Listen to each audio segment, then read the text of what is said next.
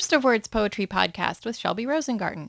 In this edition, Basil Moutsatsos reads the prologue to the play Henry V, written by William Shakespeare. Oh, for a muse of fire that would ascend the brightest heaven of invention, a kingdom for a stage, princes to act, and monarchs to behold the swelling scene. Then should the warlike Harry, like himself, assume the port of Mars, and in his heels, leaston like hounds, should famine the sword and fire crouch for employment. But pardon, gentle Zal, the flat unrated spirits that doth dared on this unworthy scaffold so bring forth so great an object. Can this cockpit hold the vasty fields of France, or may we cram within this wooden O the very cast that did affright the air at Agincourt? On your imaginary forces work. Suppose in the girdle of these walls are now confined two mighty monarchies, whose high upreared and abutting fronts the perilous narrow ocean parts asunder. Piece out our imperfections with your thoughts. Think when we talk of horses that you see them printing their proud hoofs in the receiving earth. For 'tis your thoughts that now must deck our king.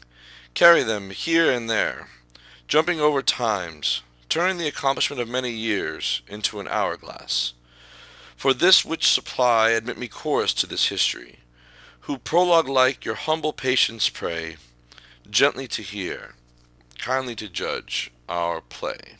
If there's one thread that holds together Shakespeare's plays, and really all plays and all literature written and read, it's the heavy dependence on imagination.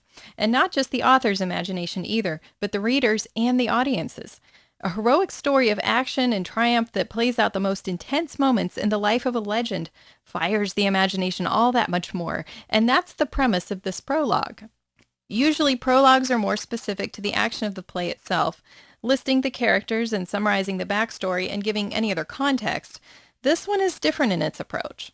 It starts with invoking the muse. This is something a writer would do, deferentially appealing to the mystical force behind imagination.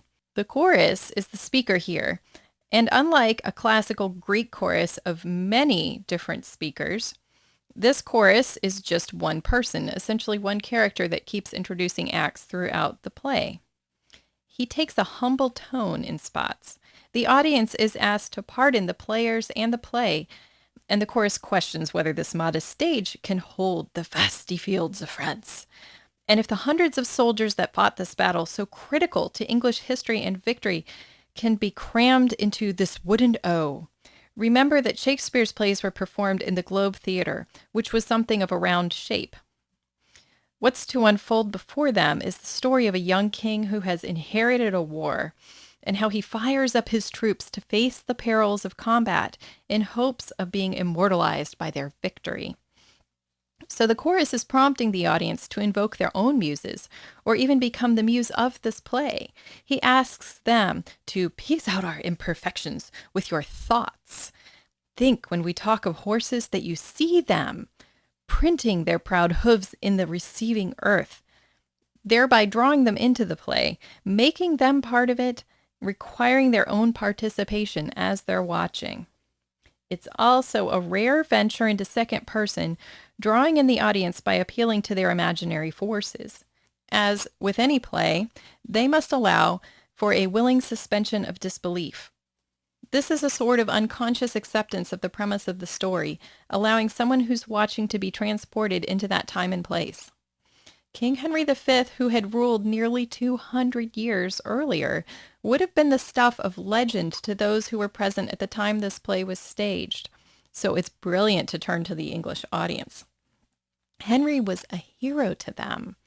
This play allows them not only to bask in the epic story of his victories over France in the midst of the 100 Years' War, but by appealing to their own imaginative forces, they become part of the action. So this prologue lays the ground for a mutual act of creation between the storytellers and the people who've come to listen. After all, a play is flat on the page and the actors aimless on stage until the audience completes the picture.